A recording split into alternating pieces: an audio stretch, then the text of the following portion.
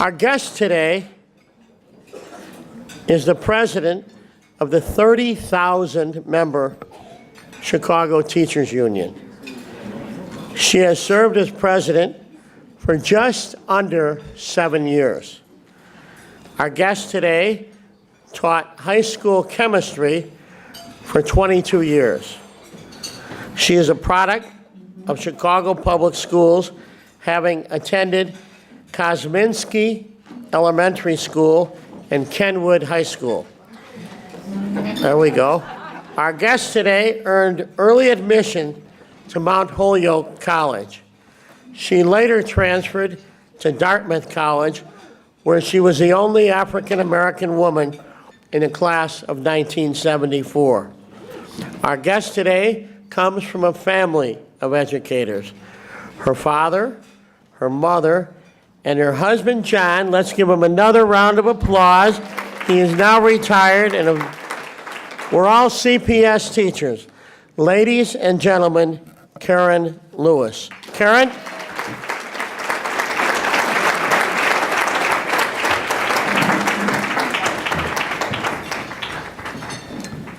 Thank you, Jay. And as always, it's such a great honor to be here at the City Club. And I was thinking, Saturday, I was watching Saturday Night Live. Melissa McCarthy got a 5-time hosting jacket. And I think I've been here at least 5 times. Had a big 5 on it. I think that's at least 5 times. I'm waiting for that jacket, Jay. Okay? I was initially invited to participate in a panel discussion with CPS CEO Forrest Claypool and a few others. And while I'm always appreciative of any opportunity to speak here, I could not promise to be on my best behavior. I just couldn't. But I would try to be today, or at least until this evening, when our members deliver the results of their no confidence referendum on the district leadership to City Hall. Because let's be clear, it is their opinions that matter the most. So much of what they do every day is out of love for their students, and as I say quite often, they are the voice of our union. A no confidence vote on Claypool isn't the CTU taking pot shots at the boss that made us mad. Despite what the Chicago Tribune editorial board would like for you to think, and they, as usual, take pot shots at us, the vote is tangible evidence of how the leader of our district has failed the nearly 24,000 teachers, clinicians, and paraprofessionals and school staff. We used to have 30,000 members. That was before all these devastating cuts. So, and by extension, to our schools and their communities. He's failed educators who have started GoFundMe campaigns to raise money for their classrooms, and the special education teachers who struggle with how CPS routinely employs policies and tactics designed to deny or delay services to some of our most vulnerable students, those living with disabilities. And that's why I'm always glad that Skinny's here, because he can speak for these same students and their parents and families. So in a city besieged by violence, our members lack adequate wraparound services to have thousands of students living with the trauma of losing a loved one or a classmate. What do you say to the 4th grader who comes to school heartbroken because their father has been shot and killed? What do you say to the 7th grader who's lost one of their friends to Chicago's street violence? CTU members know the answers to these questions because they stand alongside those students and their families on the front lines. What do you say to the clerk, the beloved backbone, the eyes and ears of any school whose job is threatened by a self-service payroll system that will not only put them out of work, but add more paperwork to their colleagues' already increasing workload? What do you say to the teacher who is targeted for their activism and for standing up for their own and their students' rights? I have heard from members who've said this year has been one of the most stressful they've endured in their entire careers. And this was after we settled a contract with the board. Where's Francis? To them and to others, the district has said nothing. So a vote of no confidence isn't about what CTU wants. It's about how Forrest Claypool has refused to do what our schools, students, and educators need and deserve. So yesterday, I went to a school meeting. I've been going to a lot of them lately and really listening to what our members are telling us. And I want to just tell you a couple of things I heard yesterday. From a majority, an overwhelming majority of teachers, there were a few paraprofessionals there who had less than 2 years experience.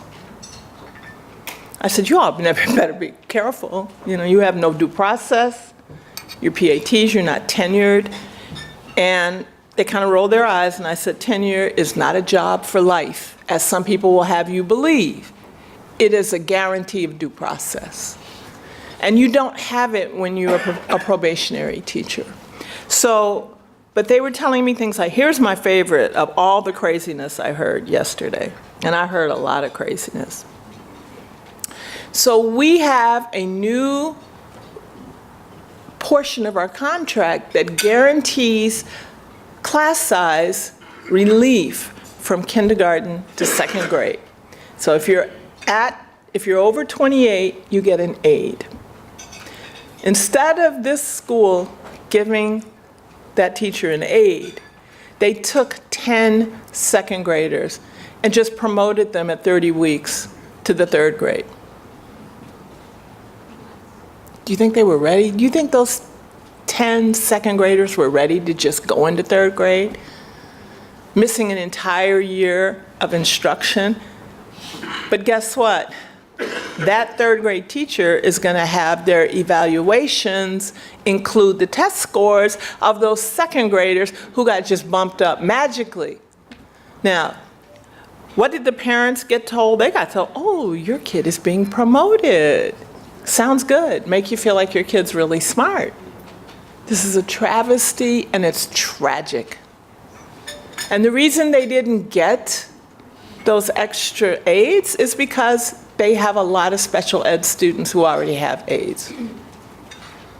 Some of the SPED teachers said to me that they were required to write individual education plans. So I'm saying that the first time. From here on out, if I say it again, it'll be IEP. Okay, so just because I like to explain the jargon. That reflect the resources of the school as opposed to the needs of the child. Now, that's problematic. And this, again, is about a crisis of leadership, because this is about the fact that we do not have the revenue and the resources to fully fund our schools. So, now we know Forrest has never worked in education, and he's probably ill-equipped for the position, and he doesn't have the power to wave a wand and fund the schools. But his boss does. About a year ago, I sent a letter to City Hall telling the mayor that in an effort to bridge the funding gap for Chicago public schools, we believe it is imperative for you to offer City Council a clear pathway to help mitigate the costly and protracted budget stalemate in Springfield that has harmed the ability to fund our schools. Never thinking that we would be here again this year with the same budget stalemate. Thank you very much. Bruce Rauner, who also went to Dartmouth. Wait a minute. I just want to tell you, he was not there when I was there. He's actually younger than I am. Who knew? So I went on to say your administration has yet to offer a comprehensive solution to appropriately fund the school district. And as you know, our governor has been unable to work with the state legislature.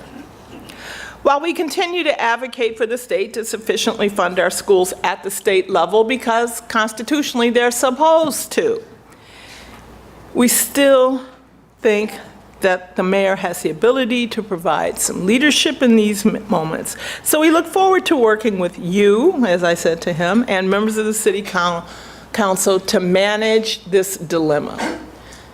You can't solve dilemmas. You can only manage them. You can solve problems, but you have to manage dilemmas. And budget cuts do not solve the funding issues. Revenue solves funding problems. So that's what we have to think about. So last Friday, after taking a full year to recognize that we were right about the politics of Springfield and the need for municipal finance, Ram's solution, bless his little heart, was a $389 million payday loan for a district that's already $9 billion in debt. I'm sorry, but having productive talks with your lending partners is not advocating for the schools our students and their communities deserve. And a no confidence vote in the CPS CEO is a proxy vote for the man who appointed him, because the issues plaguing our schools are indicative of the problems facing our city. There is a lack of vision among Chicago's leadership. I love my city. I know most of you sitting here love Chicago. That's why it's the City Club of Chicago. We're here for a reason. And we live in a city that had nearly 800 homicides and more than 4,000 shootings last year. And we're on track for similar numbers in 2017. And according to a report from the Chicago Urban League, the unemployment rate on the south and west sides of the city hovers near levels not seen since the Great Depression. I'm not talking about 2007, I'm talking about the 1930s. Okay, since the Great Depression. CPS itself has classified nearly 20,000 students throughout our school district as homeless.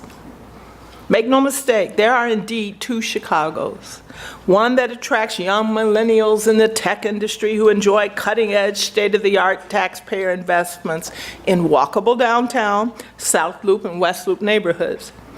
And another where there are funerals for children named Takia, Diego, Canary, Jesus, Levante. Families in South Shore who continue to hold their breath for a grocery store. And parents in Bronzeville who starve themselves for a neighborhood high school. The disinvestment in this other Chicago is cemented in a political environment that allows billionaires to self-fund and drop obscene amount of money into campaign funds. And speaking of billionaires, I might as well take the time to address the 800-pound gorilla in the room, and by room, I mean the governor's office. This is just an expression, by the way, but I think we should probably say 800-pound elephant since he's a Republican. But regardless of the metaphor, the man hates us. He hates us for being true advocates for the poor and the underserved, because to him, if you're poor, it's because it's something you did wrong for which you need help. Help that comes in form of, say, a charter school with your name on it. See, we saw the writing on the wall a year ago when I shared with the mayor an outline of our union's revenue recovery plan, because it was clear to us then that Bruce Rauner was never going to give our state a budget or fully fund our school district. So 1 year later, our challenges are even greater, and the governor is even more entrenched in his pettiness and obstinance. Yeah, I said it. He's dropped $50 million of his own money in his own political campaign, because what's more campaigning from the person who, for the past 2+ years, has been campaigning? He's done nothing but campaign. And to add to that, $20 million donation from fellow billionaire Ken Griffin. It must be nice, it must be nice. The two people have spent on politics a sum of money that could more cover the half of the CPS budget deficit. I've been reading this fantastic book by Bill Fletcher Jr. called They're Bankrupting Us, and 20 other myths about unions, which takes a closer look at this wealth polarization. And according to the research from the Center on Budget and Policy Priorities, in the 30 years following World War II, income from the bottom 90% of American households pretty much kept pace with economic growth. Over the last 35 years, however, there's been a huge shift, and the bottom 90% has seen its income rise by only a tiny fraction of total growth, while income from the Rounders and Griffins of the world has exploded by more than 275%. You can buy a lot of duct tape with that money. With Rahm in City Hall, Rauner in the governor's office, Betsy DeVos leading the Department of Ed. I mean, how do you work a Ponzi scheme?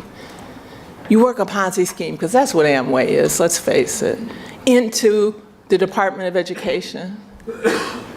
You know, and you're supposed to, you know, work hard, keep your head down, do the right thing, and you'll be soon rewarded. It doesn't work like that, does it? So, people like these folks are pulling the strings. Our public services are being looted by those we should be relying upon for help. So Rahm and Rauner refuse to demand that their campaign benefactor, Griffin, pay his fair share. But don't blink an eye when raising property taxes in low-income neighborhoods like Chatham, Gresham, or Austin.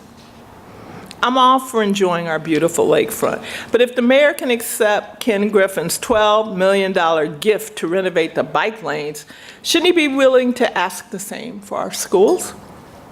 The federal government, now run in part by a 70-year-old man-child, is proposing nearly $11 billion in cuts to public education, including a significant amount of that going to Medicaid.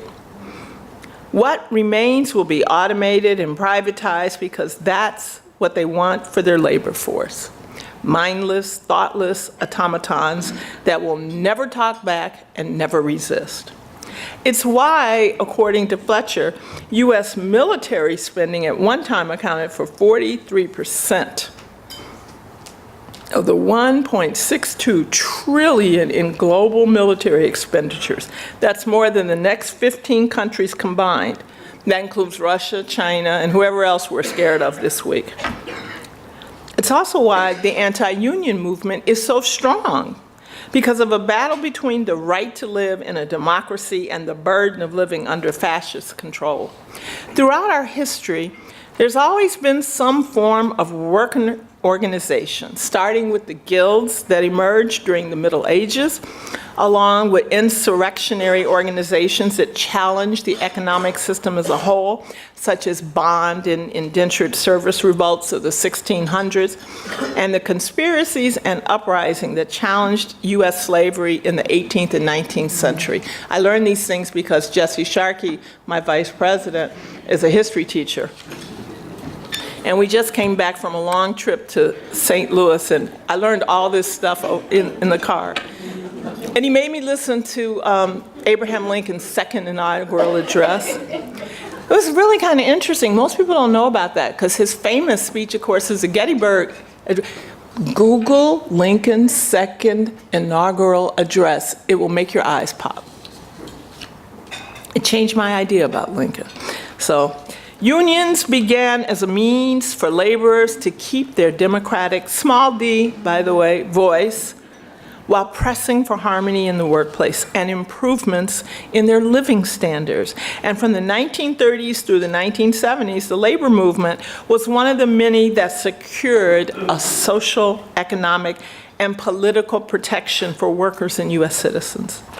But as global economies grew and neoliberalism emerged during the 1970s, our society became one based on the removal of all obstacles to the accumulation of maximum profits, characterized by the unabashed embrace of privatization and the elimination of labor unions. I always think of those people as like the Ferengis, because I'm a Star Trek geek. And the Ferengis are always talking about how much did it cost, you know, how much can I get for that? Latinum, you know, I don't know, sorry. So this describes our governor to a T, and by extension, the man he mentored, our mayor. Remember, as we read in those emails, despite their school funding spat, the love fest between these two was once very real. Like many, though, I'm tired of the drama, and our members are tired as well. They and the students and communities they serve deserve schools that are fully resourced and protected from the governor's machinations and the mayor's irresponsibility. Chicago is a city of 77 communities, yet its leadership doesn't really want to hear from all 77 communities, and that has to change. What we need is a vision and visionaries leading this charge, and representatives who have been in the classroom and know what's best for our kids.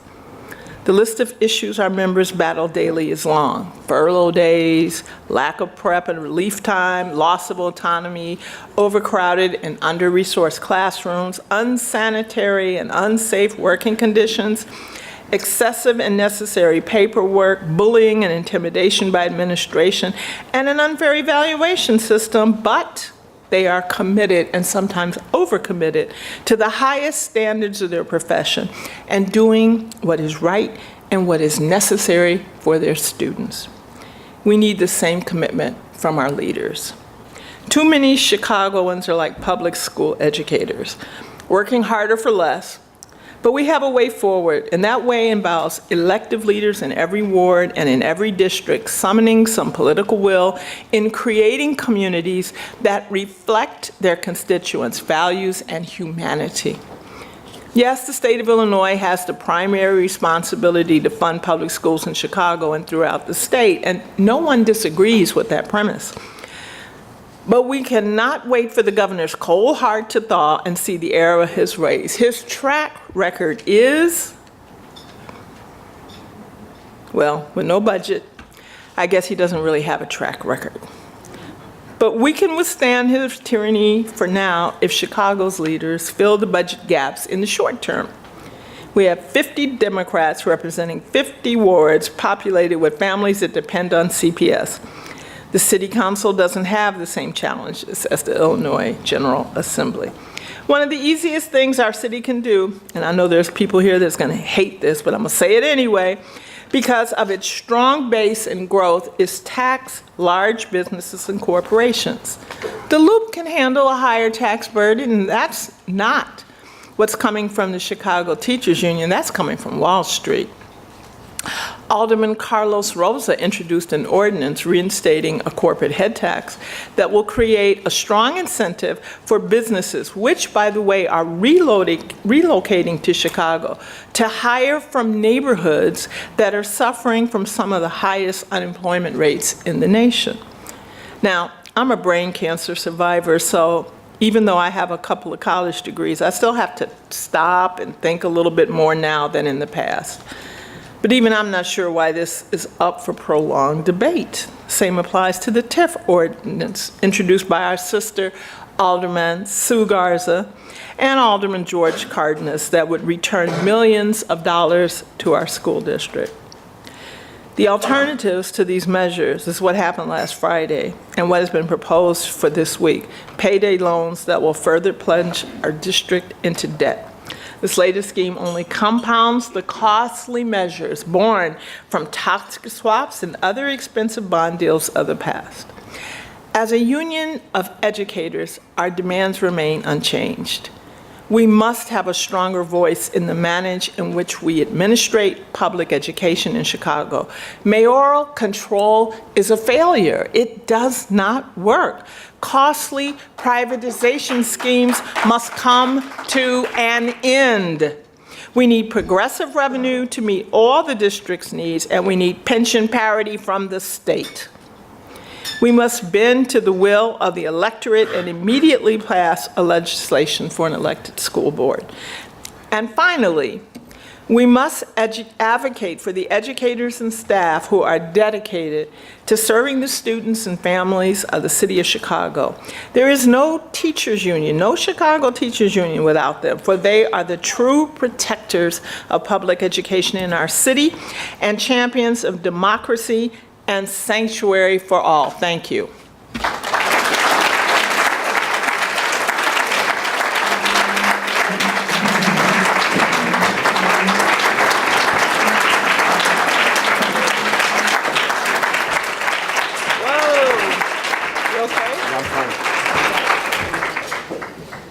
Thank you very much, Karen.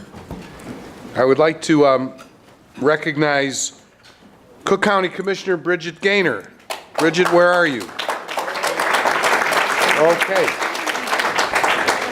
In addition to Sullivan High School in Chicago Magazine, you're also in Chicago Magazine this month. Okay, so we're ready for questions. If anybody has any questions, just hold up your question, your blue card. Sarah will come by and pick it up. I see one over there. Miles Berman is on his way to pick it up.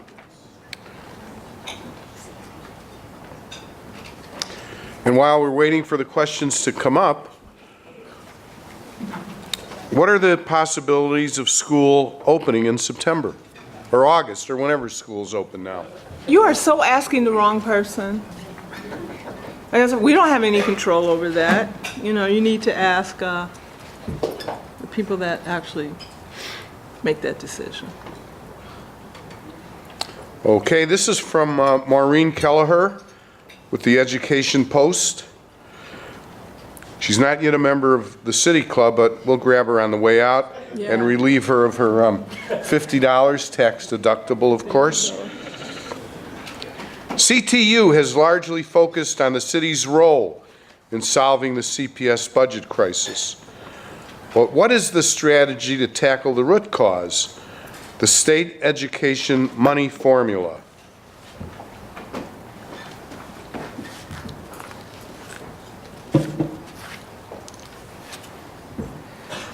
Okay, so Maureen, how long have you been listening to the news about what's going on in Springfield?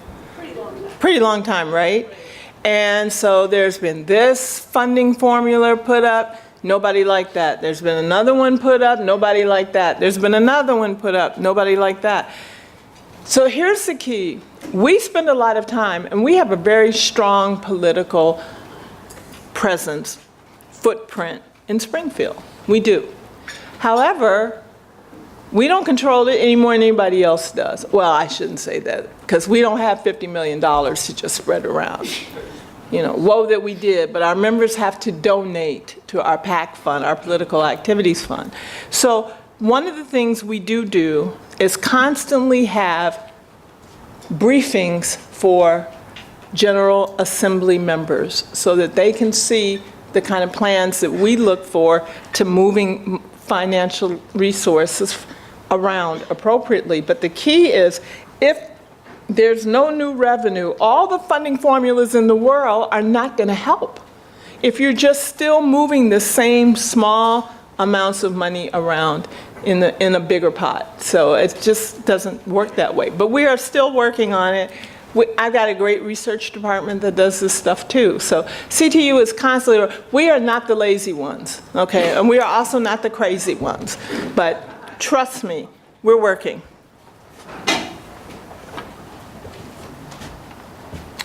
Okay, thank you, Karen. This is from Jack Lavin, City Club member. How do you propose to get pension parity from the state of Illinois? We just have to continue to demand it. I mean, you don't ask, you don't get. That's the last I heard. But, you know, I mean, I think there's mood for that now. There's mood in Springfield for us to have an elected school board, because they have them everywhere else in the city, I mean, in the state. So I think people are starting to feel that pension parity is a real problem, that we are getting, we are not getting our fair share. And our city reps and state senators know that. And so they're working on it. And I think the key is, you and I both know that the wheels in Springfield move very slowly, you know, because if we could wave a wand, we would have done that. We would have done that. So unfortunately, that's not what happens. Okay. In their editorial on Sunday, the Tribune said that the union's demands were radical. Could you respond to that? And then next week, Mr. Claypool will be here. Would he say that your demands are radical? I don't even know what they're talking about. I never understand the Tribune. Sorry, Juan. That's Juan Perez, not you, Juan. I don't know what they're talking about, and I would like to know what radical means. Does radical mean, you know, having class sizes, having social workers, having librarians, having nurses in schools? If that's radical, then yes, I'm a radical. Put the big R right here. I don't know why that's radical. I mean, what's radical about that?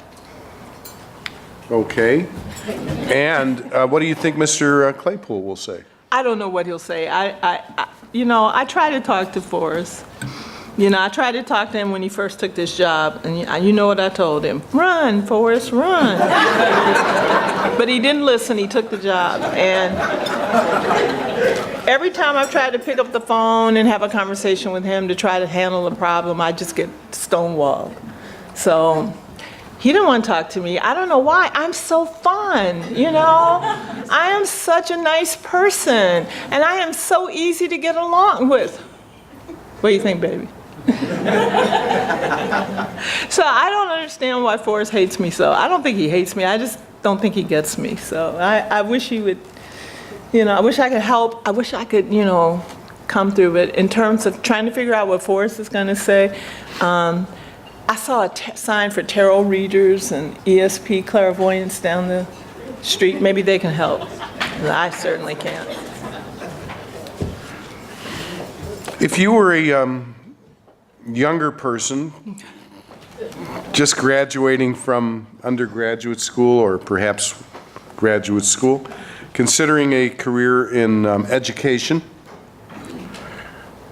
what might cause you to take a job in this system which seems to be so bankrupt in so many ways? Well, I think what's interesting and what I'm seeing, and maybe I'm wrong, but you have to remember, I didn't start out in education. I was 35 when I started teaching. So I had some real life skill sets. I don't think I would come into teaching straight out of school. I would try to do something else first, get some idea about how the real world works, so that when I hit CPS and all the madness and chaos and all that, I'd have some some undergirding to that, But I think having had a real life before I hit CPS world, and I also had my parents who kind of mentored me along the way, but things have changed so radically since before then. So, I don't know. It's a good question. But I would do something else first. I wouldn't go straight into teaching unless you're ready for something special. Let's put it that way. Okay. I want to take a moment to recognize our executive director, who's really responsible for putting, thank you, Sarah, A couple more. so many of these programs together. Tweed Thornton. Tweed, Where's Tweed? where is he? He's probably, There he is. where is he? Over there. Because, usually he's out calling people, I lining know, up our right? next Lining speaker, up the next speaker and doing president, something and good. Yeah. so on down the line. Okay, this is from Richard Ciccarone Ciccarone. from Merit Research. You know that fellow? No, I just speak Italian. Excellent. Mi chiamo Eduardo. Ah. If you're able to propose a common ground solution, where would you start? Assuming that each side has to be a part of the give and take dialogue. It's a good question, because since we've already given $1.3 billion, I'm ready to see where other stuff comes from. The real issue are that we have three main issues that we have to look at. We have to look at governance, we have to look at revenue, and we have to look at collective bargaining. So if we could collectively bargain, we need to have all of our rights back so we can collectively bargain everything that we need to bargain. And then therefore, as Mr. Franczyk will tell you, collective bargaining actually works. So let's take the shackles off and be able to do that. So, that's how we propose those solutions. You bargain them. And as you say, it's give and take. Neither side is going to walk away totally happy with what they end up with. And they shouldn't. That's why it's a negotiation. Thank you.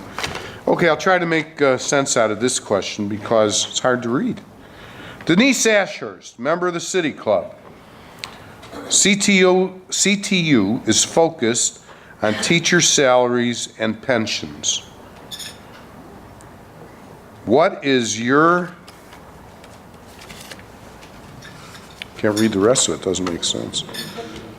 Because that first part didn't make sense either. Yeah, well, I was going to ask you, Yeah. is that true that CTU is focused too much on salaries and pensions? I don't know where she's reading that, but, you Yeah. know, no. If that were the case, been over. Not ours, not our pension fund. They, you know, I don't know who they are. In case you couldn't hear, our question was, there's a rumor going about that in 7 years, the teachers' pension fund would go bankrupt. Karen responded that not the CTU pension fund. Well, it wouldn't go bankrupt if people would pay what they're supposed to pay. You know, when you've had $1.3 billion snatched out of it over since 1995, then that's why you have the liability that we have right now. This did not come because teachers didn't pay their fair share. You know, so, I mean, I think the problem is people don't realize what the root causes are. And let's not put the blame where it doesn't belong. Did Okay. that help? I think so. Okay. And thank you, Denise. I hope you didn't think I was trying to embarrass you, but I knew you have a thick skin. You'd get even with me later. Thank you very much. He was being rude. That's all right. Thank We you. good? Are we good? We are. So where's my jacket? Well, hang on. Hang on. Karen? It has to have a 5 on it, Ed. You know, at the Masters, they get a green jacket, Okay, but you're a special case. okay.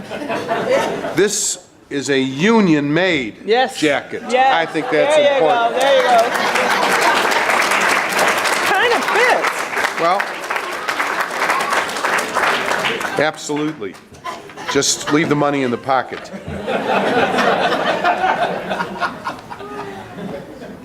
There is. We have no other questions, so Karen, we want to present you. Well, let's give her a big round of applause, everybody.